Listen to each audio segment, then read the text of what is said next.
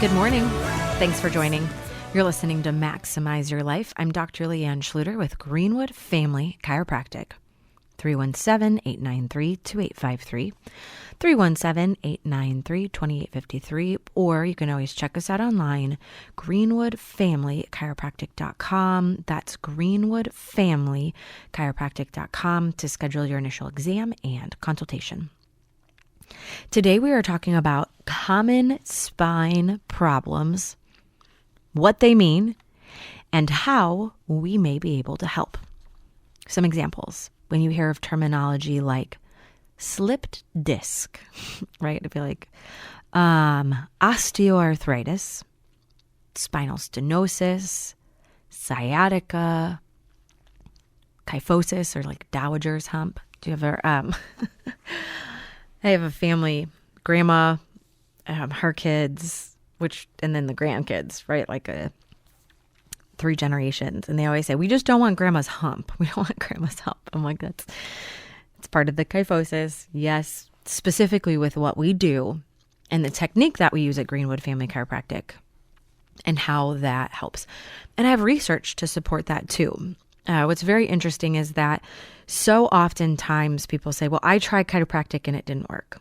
And I'm like, that's fair, right? Like if I went to the dentist and it didn't work, but the dentist that I see, for example, is a biological dentist who has an advanced certification and training for more naturally minded procedures, thought processes, so it's more in-depth. Similarly, with what we do at the office, the technique that we use at Greenwood Family Chiropractic, it's called chiropractic biophysics. It doesn't really mean a whole lot to the average listener, but the technique that we use in school, that we're taught in school, is not the technique that we use in the office. It's more of an advanced certification. So it looks at spinal correction. So for example, we just were referred a pediatric patient from a pediatrician who had a 55-0-degree scoliosis. Now we also have, so we work with neuromuscular reeducation. It's mirror image adjusting. We still do manual adjustments with our hands, but we don't do any of the rotary adjustments, kind of that twisting. I did a consultation just recently with a patient who his doctor was saying, hey, we think this might be surgery. And they're like, try injections first. And he did. And he's like, honestly, I'm not better. And I don't feel like I can live this way. And I'm like, it makes sense when a practitioner says, hey, I don't think you should get adjusted if you have a, bulging or slipped disc. And honestly, I would agree with that, depending on the direction of the bulge, if they know anything about it. But especially too, when you put a disc into a rotary position, a twisting position, it puts stress on what are called annular fibers, which are kind of the fibers that hold the inside gelatinous part of the disc in place. So when you put enough stress and pressure and then thrust, that is one of the reasons why it isn't, there are some times that certain chiropractors can exacerbate disc-related issues, or people are like, I felt worse when I walked out. And so that's one where our advanced certification and knowledge, when ordinary medicine and chiropractic have failed, that's one where, no, we do a lot with traction, which, again, some of these are deep words. Some of you might get it. Some of you, it might be over your head, but there's something called imbibition. Sounds like you slurred it. It's not, but it's the part where your disc doesn't have blood supply. We'll go through this, but it just allows for more of that disc matter to kind of come back in. So we've got all of these aspects of where ordinary medicine and chiropractic have failed. I want to be able to explain a little bit more in detail what we see in our office, and just allows for more advanced care, where it's like, I believe that there's a time and a place for medicine, and there are patients who come into our office who are surgical candidates. But I will always say, ensure that you have done your best with conservative care before we ever put rods, screws, or a knife near that spinal cord, right? So we'll break that down. Before we get into that, let's get into some news. Dr. Leanne's Health News. Some studies suggest that too much sugar can literally mess with the brain. Health News now, one of the world's most commonly prescribed medications. Today, the average American consumes 22 teaspoons of sugar a day. Protesters say they just should not be forced to get this shot, not by the government.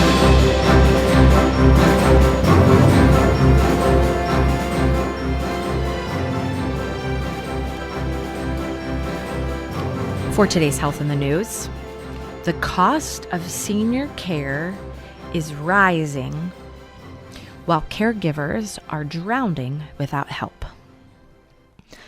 So this specific story talks more about a specific woman and kind of her journey, and it extrapolates on it.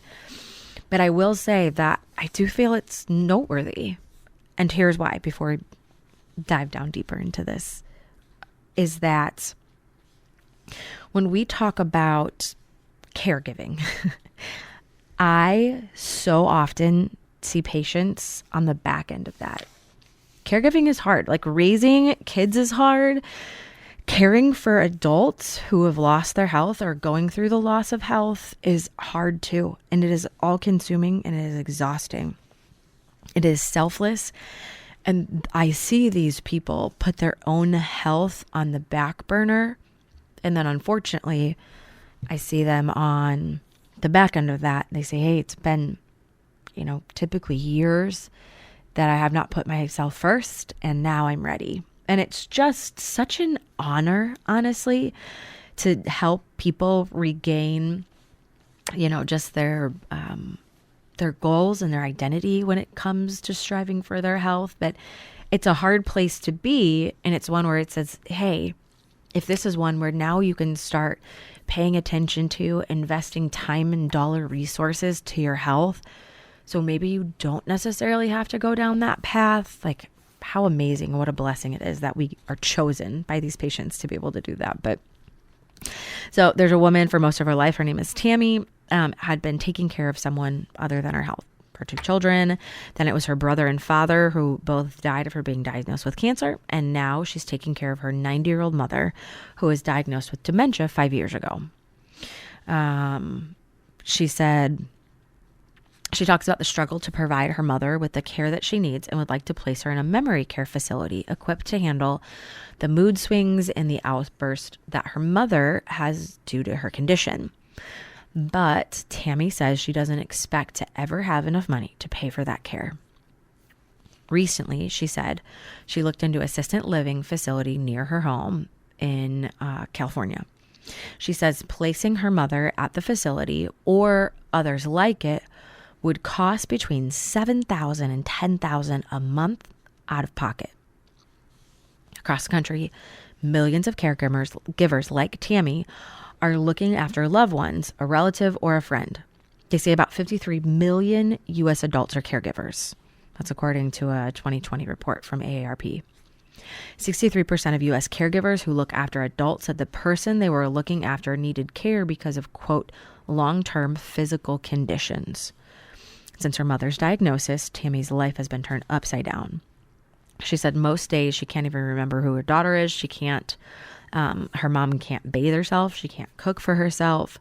She said all of her duties are done by me. Caring for her mother all day is like being a prisoner in her own home, which is, it's hard, but this is why the cost of senior care is only going up. She talks about how her mom was a teacher for 20 years, so she gets a pension check every month. Her daughter puts that money along with her mother's monthly Social Security towards bills. She said it's over $3,300 a month and that her savings is dwindling. So she started to look into a long-term care for her mother. Where they live in California, a home health aide would cost $137 for 1 hour of care. She said, when you're on a fixed income, you can't afford that, so I don't have the luxury to do that. A long-term care facility is even more expensive. Are you ready for this? According to the nonprofit National Investment Center for Senior Housing and Care, they found that per month for an assisted living facility is $5,806. I did some calculation, and on the average year, that looks to be about almost close to $70,000. Now, a month stay at a nursing home, so again, the average for the United States, the average month in a nursing home costs $10,830 a month. I did the calculations. before I got on air, so I didn't have to try to whip out my phone calculator, but it's about $130,000 a year. So, and unfortunately, when you look at that, Medicare is obviously a medical health insurance program for people over 65, but Medicare does not cover the cost of long-term care facilities. And so when you're looking for middle income families, they try to qualify for Medicaid to go down that. It's just one, long story short, when we look at this, it breaks my heart more than anything to see that we have these people who need help and they don't have the help, even the staffing within those. Though that being said, when you look at the profit margin of these nursing homes and long-term care facilities, how they pay their staff, how their cost, like the provider to like a caregiver to patient ratio are absurd. I have a family member who has left a couple different long-term care facilities because the ratio of caregivers to patients were so skewed. She didn't feel safe keeping her license and she feared for the safety of those patients. And so she left, and it's like, well, one, if you have such a great profit margin, like stop paying your shareholders so much and start paying the people who care for these people more. Per person, $130,000 a year. And you're like, it's just a profit margin. Like we're literally profiting off of our sick and our elderly. And it's so sad, but it's, where I feel like I personally can come in, right? Because, I'm sure there's ways that I can help support on the back end, but here's what I see. And here's our mission at Greenwood Family Chiropractic is why do we say we're too busy? We don't have enough finances. We don't have enough resources. Gosh, we just don't put our health moving forward as a priority. And it's the decisions that we make on the front end, right? When our 20s, 30s, 40s, 50s, 60s, that have a huge bearing on our long-term health. It's just one where I'm like, why don't we put it as more a priority on the front end? Why don't we see more value in it? Because I can tell you that never have I ever seen one person spend $130,000 a year in my office, $10,000 a month, $11,000 in my office.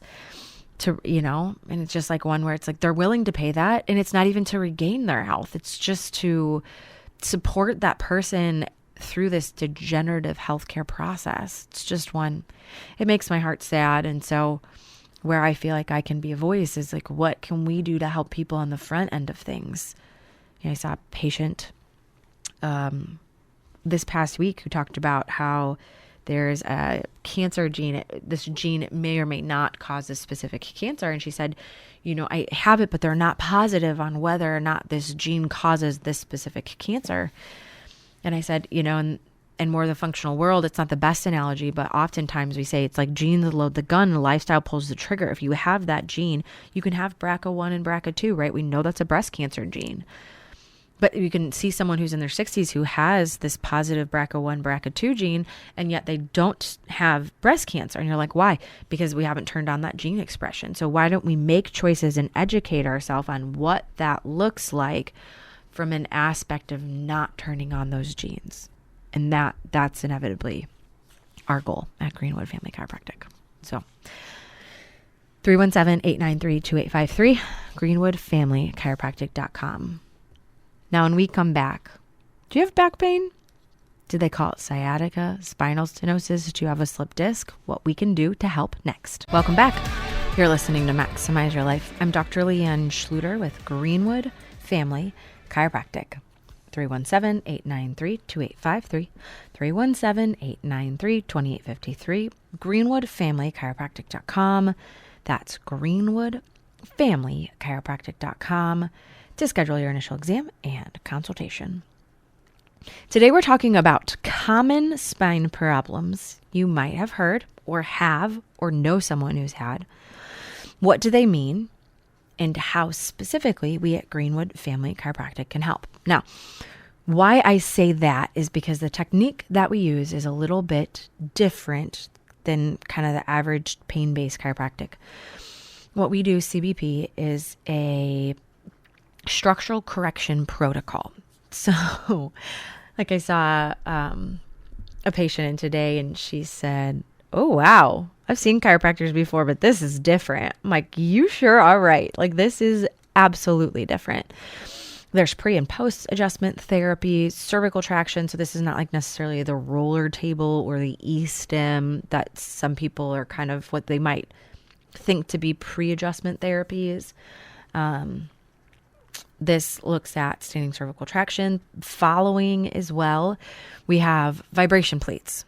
So they are probably like 2x2, 2.5x2.5 square plates that have their vibration plates. They vibrate at a certain frequency, hertz and frequency, to work with neuromuscular reeducation. The adjustments themselves we do are manual with hand as well as the arthrostim. Though that being said, they're not rotary adjustments. They're not twisting adjustments. It was so interesting. A couple weeks back, I met with IU group of orthopedic surgeons, like spine surgeons. And what is really interesting about it is that we talked about, he said, "Hey, I understand that physical therapy and physiotherapy, when we send patients out for that, they're often the same or worse when they're sent back to us." And he said, "We don't do surgery for pain. We do surgery for neurologic problems," right? And that makes sense because unfortunately, surgery itself doesn't necessarily lessen. And then too, depending on the surgery, it can cause instability, which increases the rate of degenerative change. Anyways, so it's just one where it's like, how do we co-care together? Because there is a time and a place. I had a patient whose husband fell off of a ladder and fractured his back, had a fragment of bone in his spinal canal. You, my friend, are a candidate immediately for spinal surgery, right? So just that aspect in terms of what we do. And so this is one where I talk about, people will often tell me, "Well, my doctor told me not to get adjusted with blah," right? Like insert whatever blank is, spinal stenosis, disc herniation, degeneration. And often I would agree with them. If you have a doctor or practitioner who's doing rotary or twisting adjustments and you have a natural fusion because of advanced degeneration with bone spurs, you have no disc, you are probably not a very good candidate for rotary adjustments, that rotation. It's kind of where you feel like your neck is to the side and then they twist it. So we still do manual, but it's all tractional mirror image adjusting. And so there is quite a bit of research when it comes to this. Now, that being said, the first common spine problem we are going to talk about is a slipped disc. I hear this very often.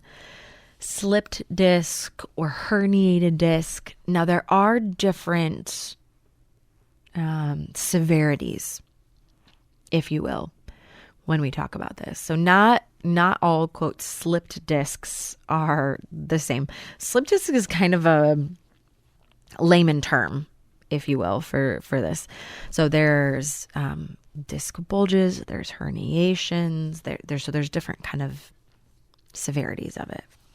So the discs themselves are, for lack of a better terminology, are kind of like cushions that sit in between each one of the bones, the vertebrae in your back. In between those is where nerves come out. Your spinal cord sits behind it. And so when you start to either lose that disc height, if it lessens, or like if you were to kind of if you had a jelly donut, for example, right? You have kind of gelatinous stuff in the middle, and then you step on one side and it kind of oozes out a little bit. Again, or you like put your foot on a balloon and you move it to the side, kind of like pushes out a bit. That would be, imagine if you could say like a slipped disc, right? And the problem when you have these like herniated or slipped disc is that we think it's like the only thing that you can do is surgery. And that is not true.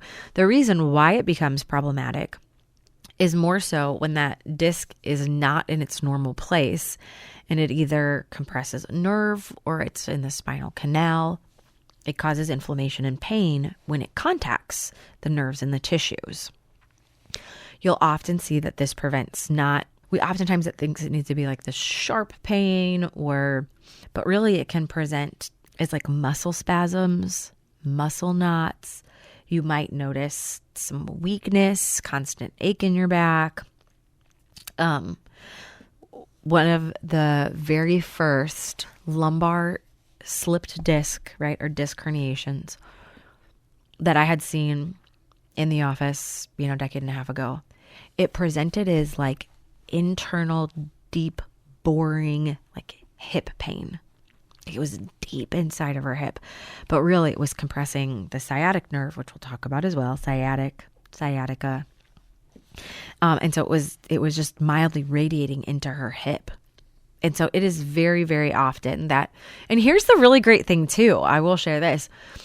We are not afraid to refer for an MRI. Most MRIs, and just kind of how you have to check the box, require you to have x-rays and conservative care before they consider you a candidate for MRI.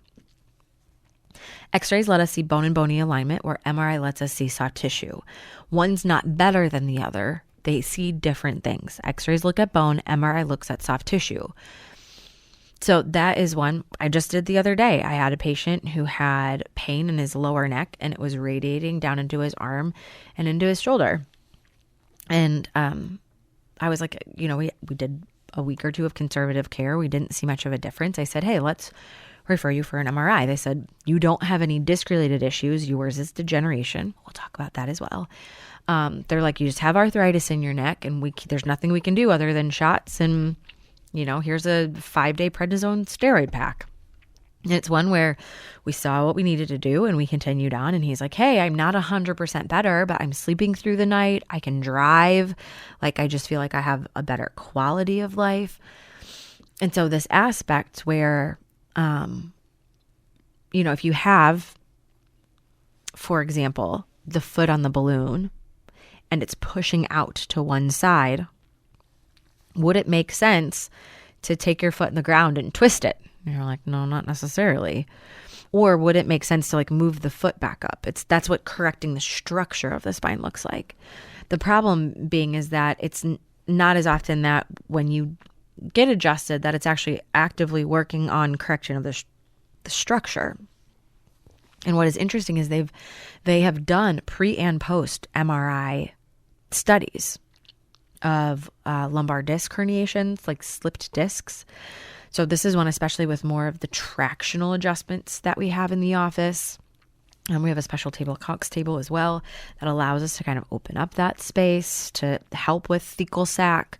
So just that aspect of, they have actually done pre and post MRIs to see that discs have actually been able to help come back in. And a lot of that is with the tractional adjustments that we use.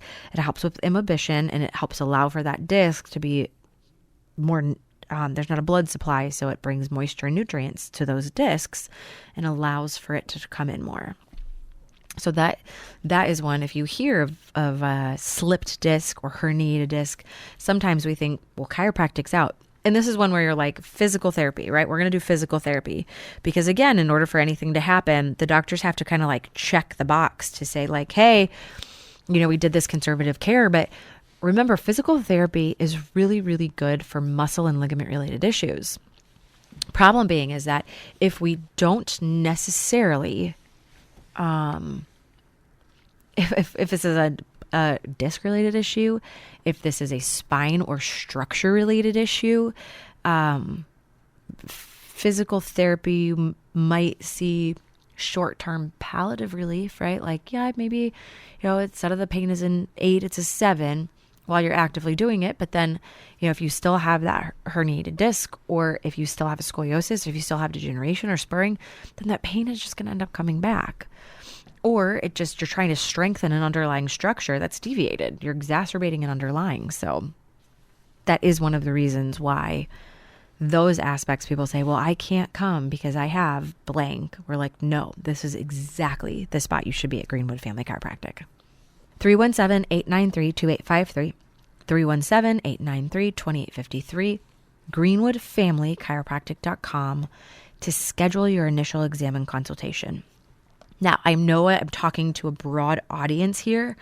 This is one that when you're like, what does it look like when you come in? The answer is, I don't know yet. I don't know. When I had a patient just this past week who said, I've seen chiropractors before. It has been, 4 years since they've taken x-rays. She had a recent MRI within the last 6 to 7 months. So it's one where, again, she had a disc-related issue due to a scoliosis. And that chiropractor was really great, but didn't necessarily have the specialty of working with structural correction with something like a scoliosis. And so that aspect where it's one where it's like, that's what the initial exam is for. If you have previous imaging, it is most helpful to, yes, a radiology report is helpful, but having a disc image, now that's a different type of this is not like back disc, right? Like this is like a CD. Like most of the time you can have your MRI on a CD. You can have those x-rays now. Most offices at this point are going to have digital imaging, so they can put it on a CD disc. Then that can let us say, what views have they taken? When were they last taken? Do we need to take different views? Do we have what we need? Are these x-rays of your, your knee from 7 years ago? And you're like, I have x-rays. And you're like, that is wonderful. Less applicable for what we need to look at right now, right? Just that aspect. So if you have that imaging in, it just saves a little bit of that time so we can see what do we have, where are we at, what's next course of care, what does that look like? Is it more you have recent x-rays and it is more of a immediate MRI referral? Is it something that sounds like it's in our wheelhouse so we can have more conservative care to start before we look at that MRI? Some people we say, hey, we're going to give it X amount of time before we really look at an MRI. And sometimes people are like, hey, do you still want to do it? And they're like, no, I feel great. I don't need to do it anymore. And other times we say, hey, this is one that looks like it is something that, is a little bit suspicious and we need some eyes on some soft tissue, which is what an MRI would show. So that aspect of things. So if you have disc herniation, a disc bulge, slipped disc, that is something at Greenwood Family Chiropractic that is in our wheelhouse that we have seen great success with. Osteoarthritis, spinal stenosis, sciatica. Let's talk about that next. Today, we are talking about spine-related issues, common spine problems, what they mean, and how we can help. So welcome back. Greenwood Family Chiropractic, 317-893-2853. 317-893-2853, greenwoodfamilychiropractic.com to schedule your initial exam and consultation. I'm Dr. Leanne Schluter. This is Maximize Your Life with Dr. Leanne. Today we are talking about slipped disc, herniated disc. Now here's what I realized, because I teased that we were going to talk about spinal stenosis. I teased that I was going to write like a tease is before we get into now talking about it. I told you we were going to talk about osteoarthritis, right? Bone spurring, degenerative disc disease, spondylolisthesis, sciatic. But here's what I've realized. I have a lot of information, and this now, surprise my friends, will be a 2-part series. So you're going to have to come back next week, which is good. I want you to come back next week. But this is one specifically. There's just so much. I realized that there is a research article that I had missed and a patient testimony that I feel like I need to do as due diligence. I tell you all the time, here's what we help with, and there's a lot of different people who say a lot of different things, and unfortunately they're not true. And why I have to gather these patient testimonies is because what we say and what we do at our office at Greenwood Family Chiropractic really works. And I have a patient, and her name is Sharon, and I've shared this with Sharon before when she showed me her MRI and said, "Can you help me?" I said yes. And I was pretty confident. But then seeing her make that change, you're like, oh my goodness, now I know that we're confident. And just being able to see like her disc herniation was a severe herniation.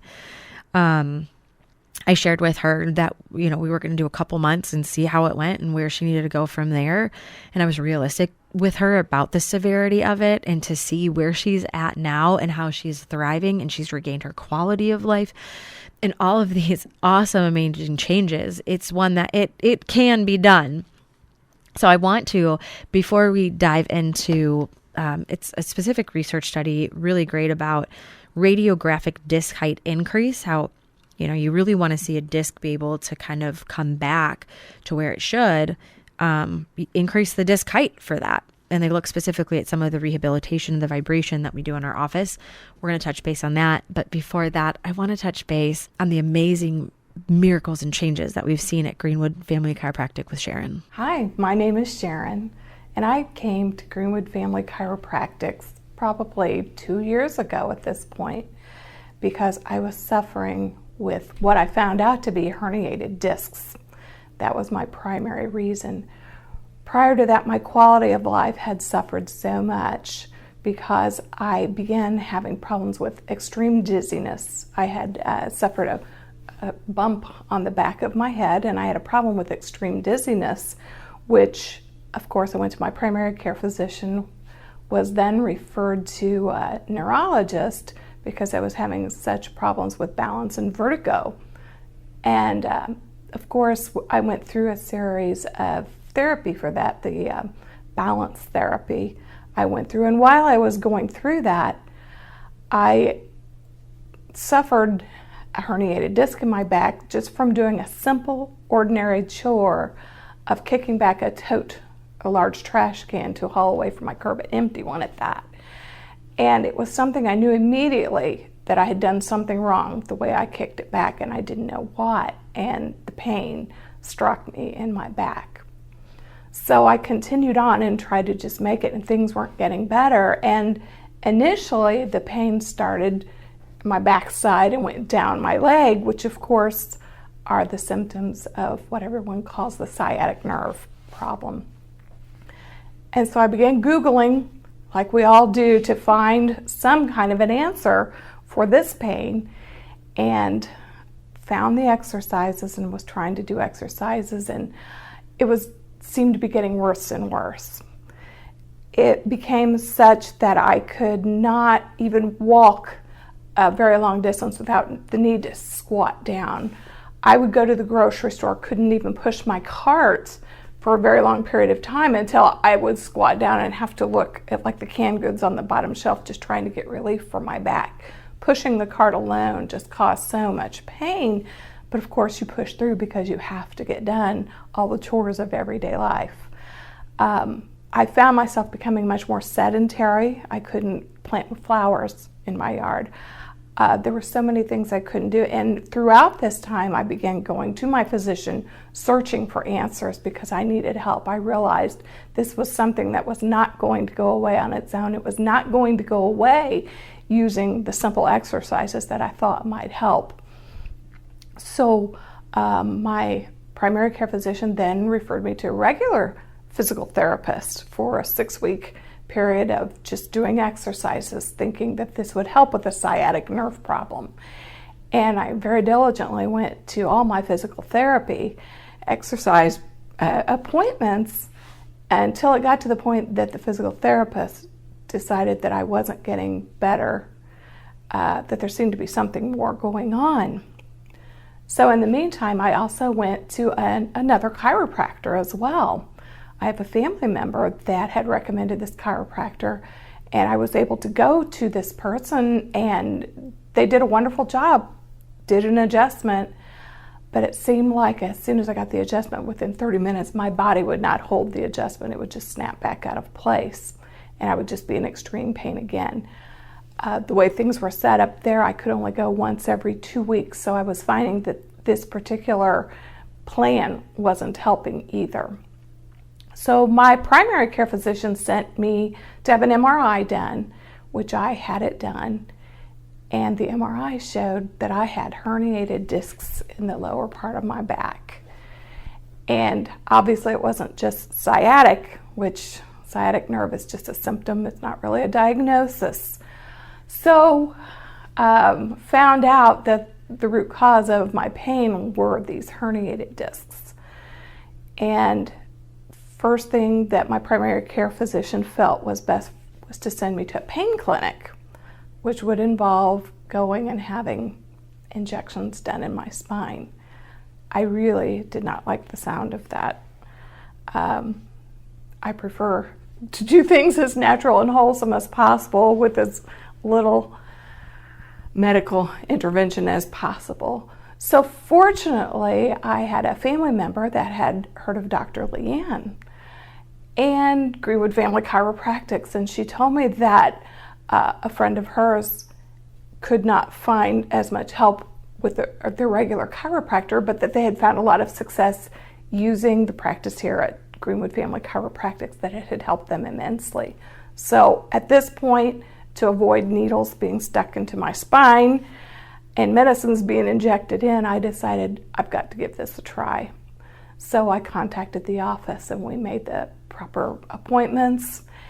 And I have to say, my husband was very skeptical, but of course he came with me to the appointments, and I appreciate the fact that we bring our spouses along, because sometimes we can't explain it as well as Dr. Leanne can explain to them what the benefits are of this particular therapy.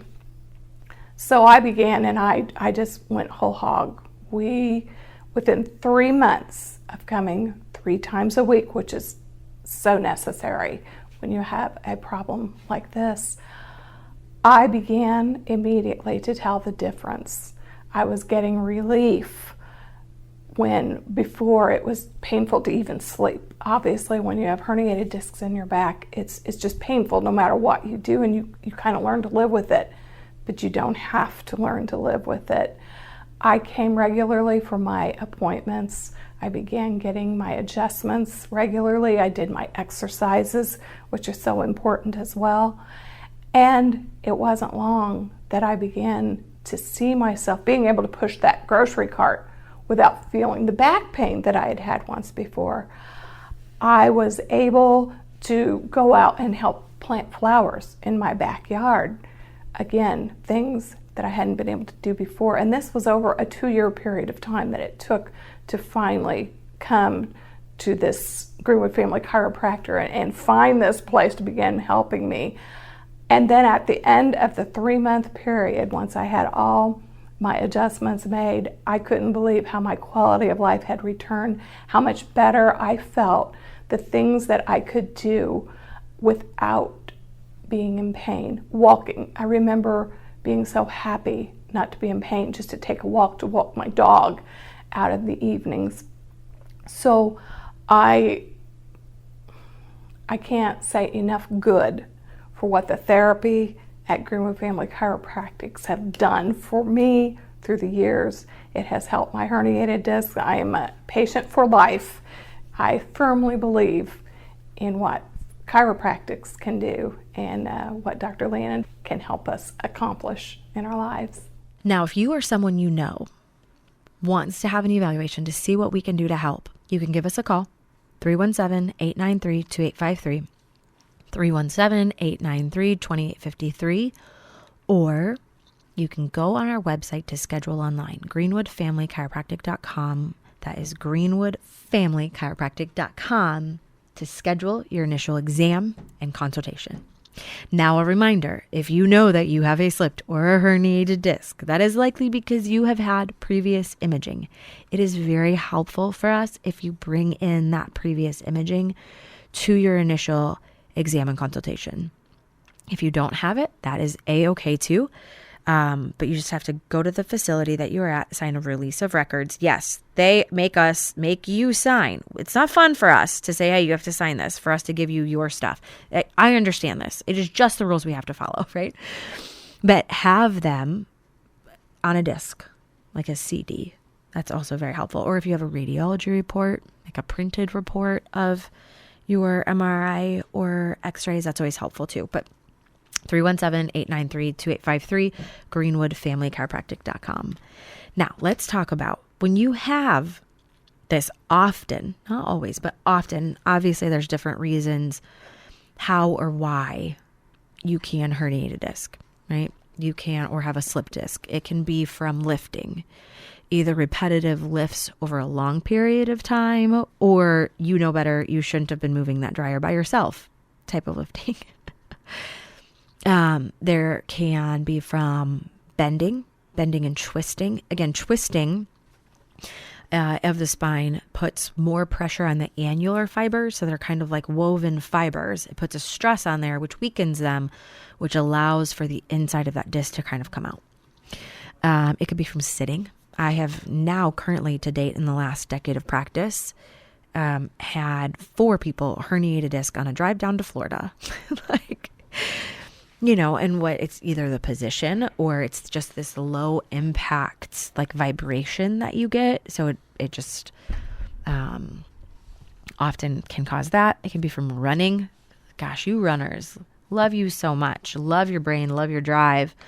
Spines though, man, it could be from falling. It could be from a car accident. So there's lots of different reasons why with herniated disc. But if you lessen the space for the disc, right? If you lessen the space for the disc, where is it going to go? The answer is mostly outward. So if we can open up that space for the disc, oftentimes you will see great relief. This was published in 2008, Journal of Chiropractic Medicine. It is radiographic disc height increase after a trial of multimodal spine rehabilitation and vibration traction. So what they looked at are patients, cohorts of medical history reported pain, minimum of 8 out of 10, history of sciatic pain, or other radicular or traveling findings.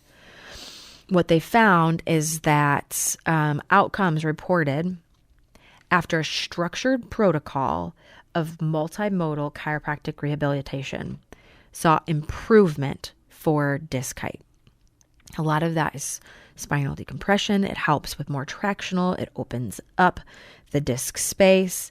They actually looked at measuring disc height pre and post treatment with x-rays, right?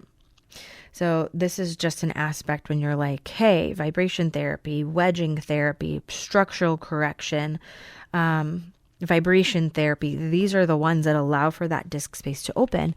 And so we were like, I had someone who canceled their new patient appointment last week because they said that like I can go down the street for a $17 adjustment. And I'm like, you sure can. 100% you can.